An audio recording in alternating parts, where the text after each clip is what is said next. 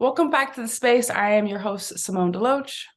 And I am Dennis Tardan, and welcome to the Six Box.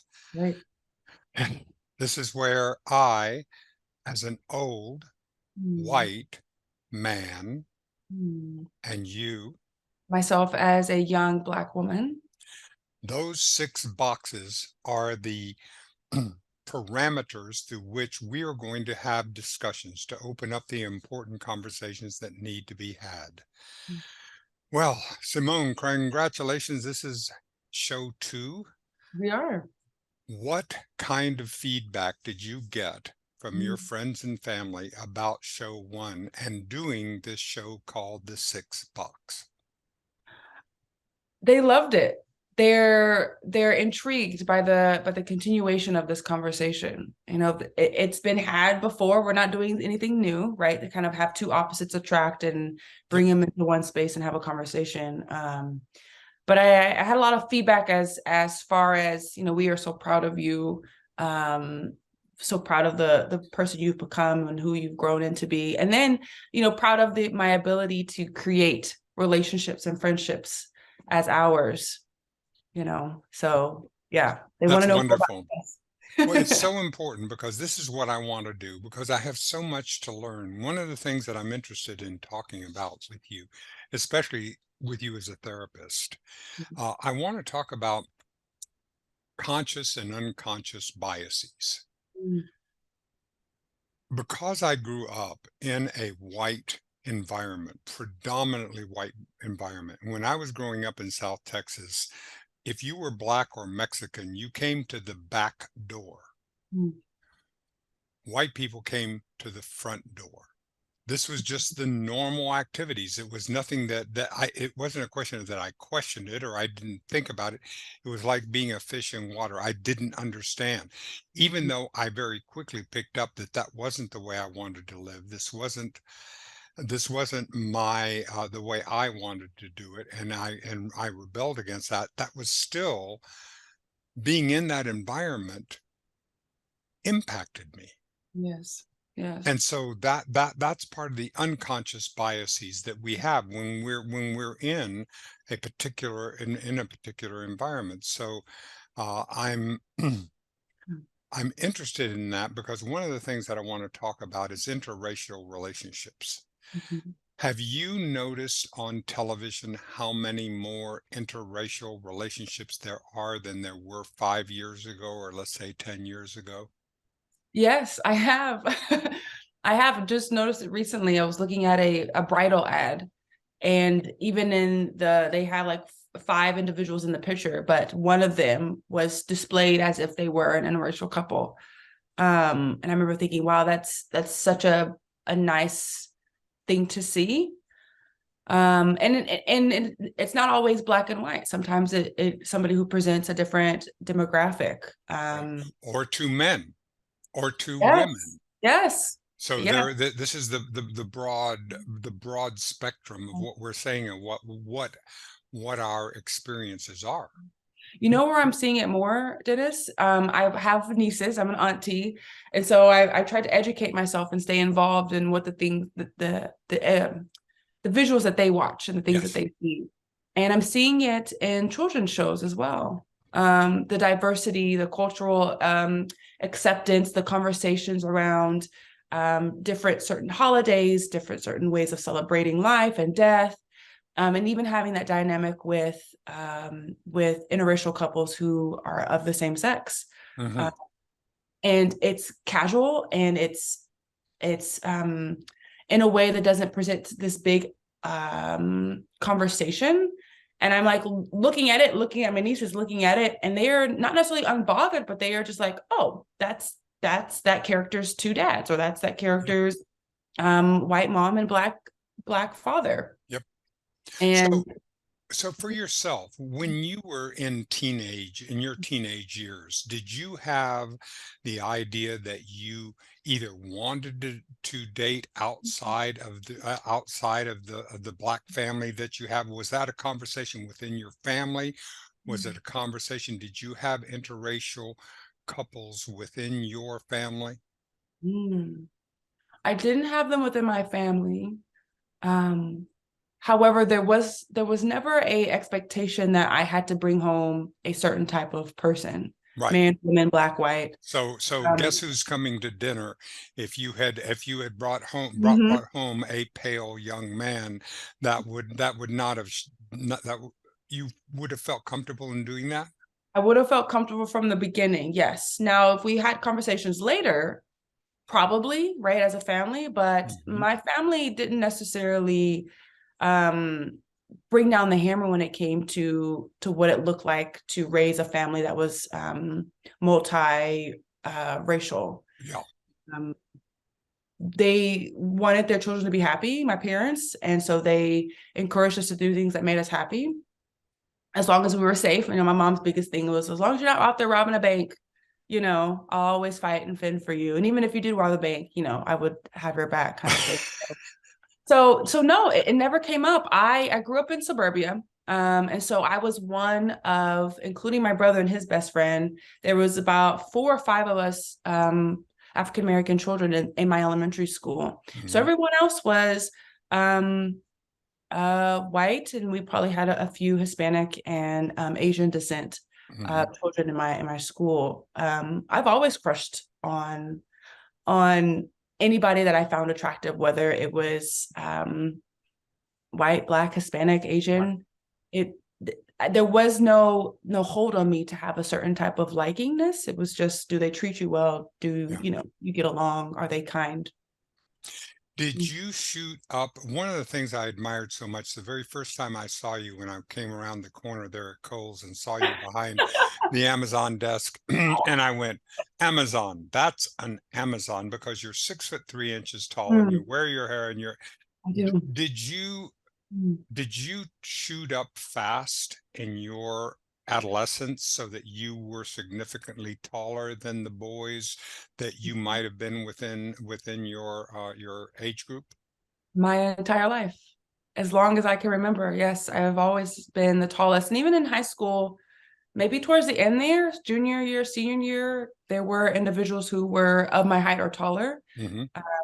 But I've been the standout my entire life. Did you ever, and I know this is getting a little bit off subject, but did you ever, because one of the things that I've seen with tall women is that Mm.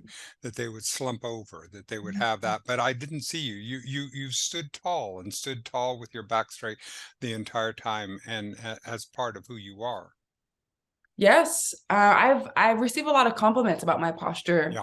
I've been an athlete all my life, and so I could say it's a little bit of that, a little bit of, Hmm. hey, sit with your back straight at the dinner table kind of thing. Yeah. But when you're an outsider and you stand out, you read the room, you have an ability to read certain scenarios. And Hmm. so I never felt that I needed to make myself smaller, if you will. I Yeah. just knew that I had to be as aware of my body, because everyone around me was going to let me know how aware of me they were. Right. So if I can beat them to the punch, I thought I had an upper hand. Hmm. Yes, I'm all of 6'3". Yes, I wear my hair big. Yes, Yep. I am black. Those kind of statements I have Sure. prepared myself for in public situations. One of the tropes I want to ask you about, because I know this is bouncing around a little bit, but I want to ask you about this because the emotional range that you are allowed in public to show, Mm, as opposed to what a white man is allowed to show. The mm, kind of things that we were talking about Bobby Knight. Bobby Knight was a basketball coach who would mhm, famously throw chairs across the court when he'd in rage and anger, and he'd get up in someone's face and just yell at. And the trope of the angry black woman that you are not allowed to get out of, the things that like Vice President Harris or some of the other major political figures are not allowed. Can you talk about that? What it is that you have to control? mm. You're expected more to be more in emotional control than we are as men, that we're allowed to, especially white men in our thing. Can you talk about that? Yes, of course, with my own experience, I think what comes up to mind, going back to sports and Bobby Knight, he's remembered for that. you think of Bobby Knight, you think of chairs flying across the stadium. Not That his is wins, not his championships, not that's what you remember. That's what you remember. If you go to any, sports shop or any, where they sell gear and photos, if Bobby Knight is in there, it is a picture of him flinging a chair Right. across the floor. My first 2 years at Indiana, I was blessed enough to be led by a female Black coach. At the time, I think she might have had like a decade of coaching under her belt. She had been in Indiana for a while, and there is a vast difference. I remember a few of the headlines and a few of the articles that they would write. Of course, they tried to keep it very friendly and polite. Mhm. But they would show her on the front page of the newspaper, very much passionate about what she did and enthused about what she was able to do and bring to the table. Yet the image that they showed was aggressive. Yes. And looking at my last 2 years, I got the privilege and the blessing to work under a male who was white, and he would basically be posing the same thing, but the verbiage was different. And I'm not sure if it's us being Black women having to dilute ourselves to fit the status quo of others, or of others just expecting us to be these vocalized, dramatic kind of outburst individuals that if you're going to call me that, then I'm just going to become that. Right. Like, which one comes first? And I So think do you that's a feel hard the balance. pressure though, Simone? Do you feel the pressure, in other words, to have a higher expectation for your behavior than you see in us as men because of the expectations that you're having? Do you see that? Yes, but I don't think I see it in the way that I think you're asking it. I don't organize my behavior based on how a white man or the white culture is going to see me. I organize my behavior through the lens of my parents raised me this way, you Exactly. know. Hmm. And I think the way that they've chosen that then shows that, to everyone else who's looking, oh, she is, Right. I don't want to say well behaved, but she is Sure. a woman of pose. A polite. There we go. Sure, Mhm. which I think is very important, and it was really interesting because when you and I first met, Mhm. you kept calling me when we were off the air, when we Yes. were all, you would Yes. call me Mr. Dennis, and I asked you not to do that but I kept thinking about that. I said, well, wait a minute. What Simone is telling me is that within your family, when Mhm. you relate to people my age, Mhm. that you call us by a name. It's a matter of respect. And even though what when I see that, i s- I felt I felt uncomfortable with that. Mhm. So how do I felt uncomfortable with that because I want to be on a peer-to-peer level with you, and so I wanted to still respect you and your culture and your family culture about what you had, at the same time ask you Mm. to relate to me as a human being, as an equal in this way, even though I have 40 some odd years on you on the planet. I still need to be able to do that in that way, and that was the conversation. Let me ask you this. If I was a young 30-year-old white woman calling you Mr. Dennis, would you still ask her to remove the Mr. and call you Dennis? Would it? Absolutely. In Mhm. every single way, every single person. It Yeah. doesn't matter to me. I don't care who it is. I Right. want, Mhm. if a child, I prefer, if at all I can get a 3 or 4 or 5 years old child to call me Dennis. Yeah. I prefer to be on first name basis with the world. It's just the way I relate to the world, because I Mhm. want to relate to each person as their own individual. But Yeah. that happens to be me. Well, I think that, and with you answering that question, I think that answers your other question of how can I remain equal? Well, if it's the same across the board, then I don't, for you and what you are trying to portray in that, it's not a problem. Yeah. And is it long? All right. Now I want to go back to the subject that we had talked about earlier about conscious and unconscious biases. Because have you ever experienced unconscious bias in your life? Yes. Yes. Who wants to go first and tell a story about their unconscious bias? You go first, Dennis. Okay. As I told you, I grew up in the Jim Crow South, and I rebelled against that, and I really grew to believe that I had no racial bias, that Mhm. I treated everyone equal. That's what I thought. And one day I am watching, and I don't remember the exact year. I was going to look it up, but I'm watching Star Trek, and so I am watching, and in this particular episode, uh, Captain Kirk, who is white, and Uhura, who is black, are forced to kiss by a outside power. You know, Okay. they're you know that they're and I had an emotional reaction. I went like what, and I was shocked. Mhm. I was shocked because I went, "Holy smoke, Dennis! You claim to be this big liberal, and you have all, and then still there is something inside of me that I didn't even know." That was my experience with unconscious bias. So that meant I had more work to do. That I Mhm. actually have to go in and say, okay, what are those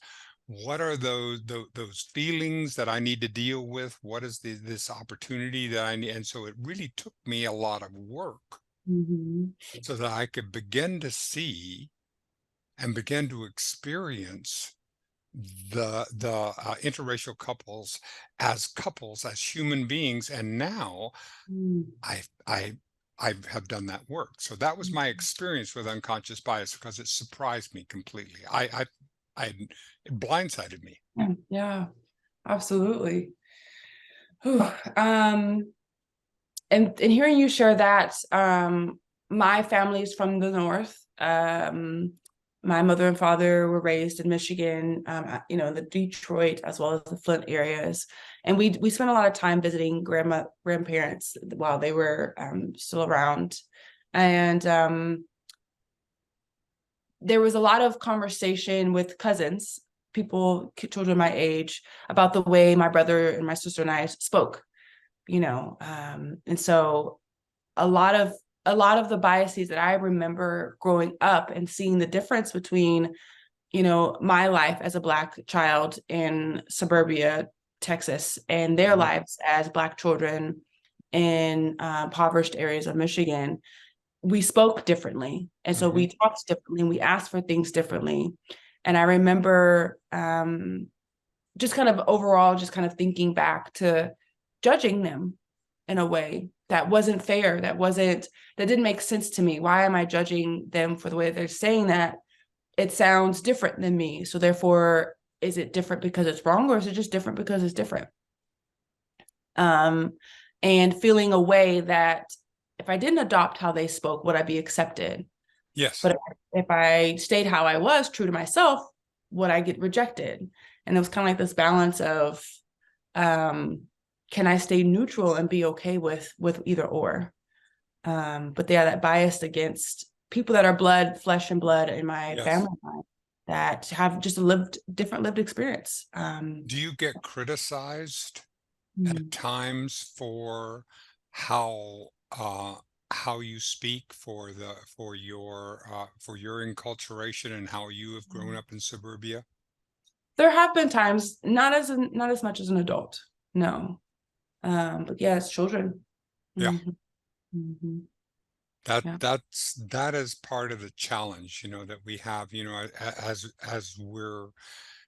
as we're growing up and as we're dealing with our societies. I do have a follow-up question for you. I know we're bouncing around, but it's all relative. Please. The question about being an angry Black woman in that narrative. Yes. My question to you, so speaking of old Hollywood, Hmm. a lot of the stories that were told about Black and brown people were told through the lens, the storytellers of white individuals. And it's Exactly. really not until the last couple decades that we've been able to tell our own stories to a broader audience, to the larger screen. When it comes to what we've seen as an angry Black woman, do you feel like you could accept the narrative of an American story? It's been taught with gaps and holes and myths, truths, right? The generations of old Black women in history has been told as, angry, single, on welfare, uneducated, right? But those stories are told by one narrative. Can you see that there are gaps and holes and a bit of mistruths as a person sitting on the other end watching? Huge. Mm-hmm. I can see recently in the last couple of years, I've read Zora Neale Hurston and really been and tried to study and learn some of the stories from her, it's astonishing the gaps that I have. My ignorance is so wide of what I have not experienced, that Simone, that I can just sit here and go all day. I mean, that's the main thing that I know. I mean, just like the little bit that I was reading about the civil rights movement during the late 50s and the 60s, is that you had this one layer of men who were out on the front lines, who were getting the press. Then you had that were backed up by entire phalanx of women who did the organizing, did the putting the leaflets out, doing the work, doing all the work of keeping it going. They didn't get the press. They didn't get, but that was what was going. And all of those stories are deeply important stories that I want.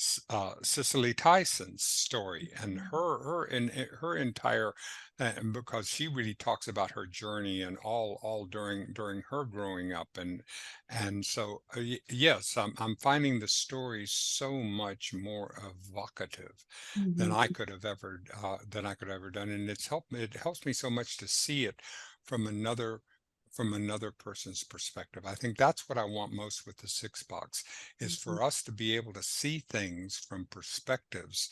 So you can help me with perspectives that I cannot see. I mean, I was young at one time, but that has been a while ago, and so times have changed, and so being young today is different from being young when I was growing up. I have never been I've never been a woman, and certainly not in this lifetime anyway, that I have. So I don't understand that, and I certainly never have been Black, so I would not have known what that was like and what that is. And that's what I want to do. I want to find out what are the things that I'm missing, like you're talking about. Where are the narratives that I'm missing? And if we can do that, and we can continue, and you can help me to be able to understand that through the context of right now, today is the 16th of February 2023. So we know what has happened up until now, but we don't know what's going to be happening forward and how we're going to be able to relate. Yes. On that note, part one to the question, larger question, in order to alleviate or diminish some of our own personal biases, we have to be open to having these conversations. Yes. As far as the gaps and the holes and the mistruths, can history, as we are actively making it, can we begin to fill in those holes? And is it necessary to rewrite the mistruths? Well, when we find out things like Governor DeSantis in Florida wanting to remove Black AP courses, what goes through your mind when you see something like that? Back to our question from last week, what's the point? Like, what is the purpose of you rewriting, taking away somebody's rights, or rewriting or choosing not to educate individuals on something that has happened and that continues to affect all of us? What is the point of removing that? How does it affect your life personally to remove that. It doesn't add up to me. So I have more questions than answers about that one. Well, and I ask that because right now what we're dealing with is what I see, the fear is that white people will be marginalized.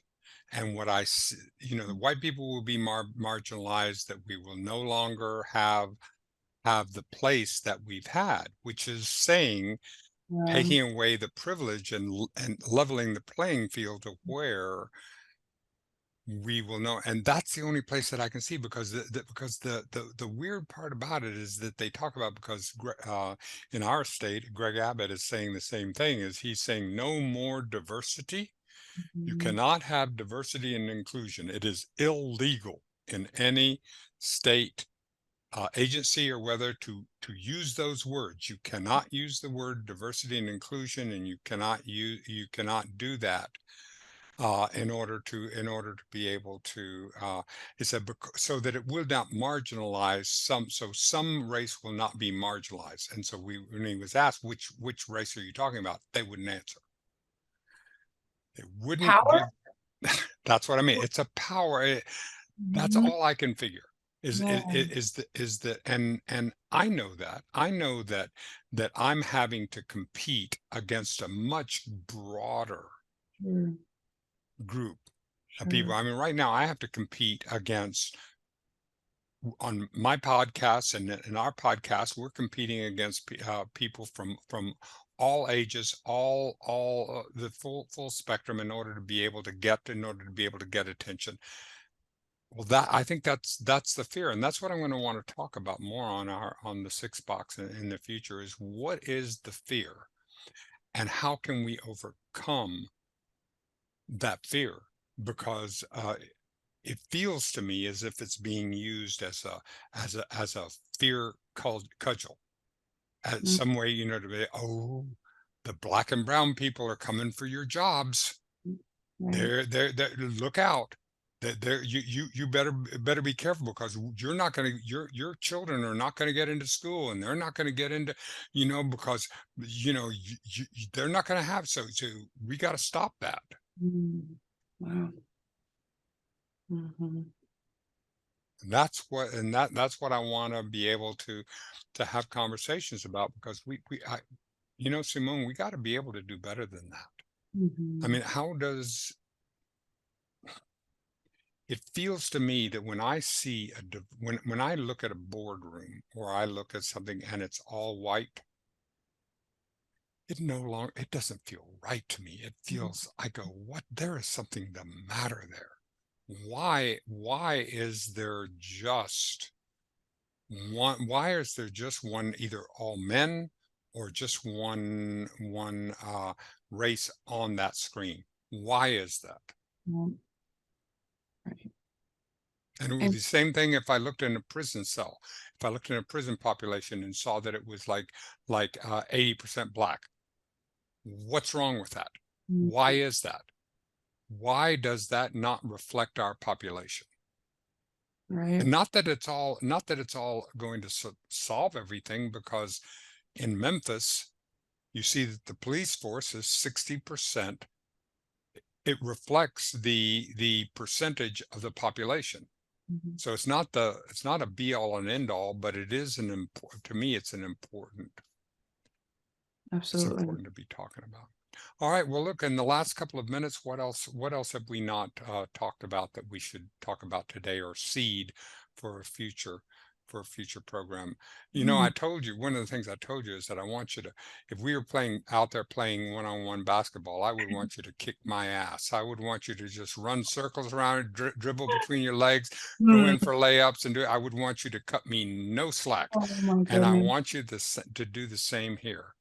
I really want you to, I need you to ask me the hard questions.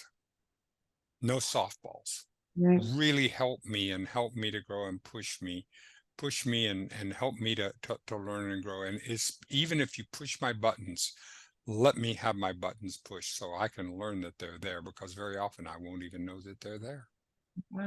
You got it. I hear you. Right. Thank you, Simone Deloach. You amazing, extraordinary. I want to talk about Don Stanley sometime. A Yes. wonderful coach at South Carolina that putting 18,000 people into the seats. Yeah. Isn't that something?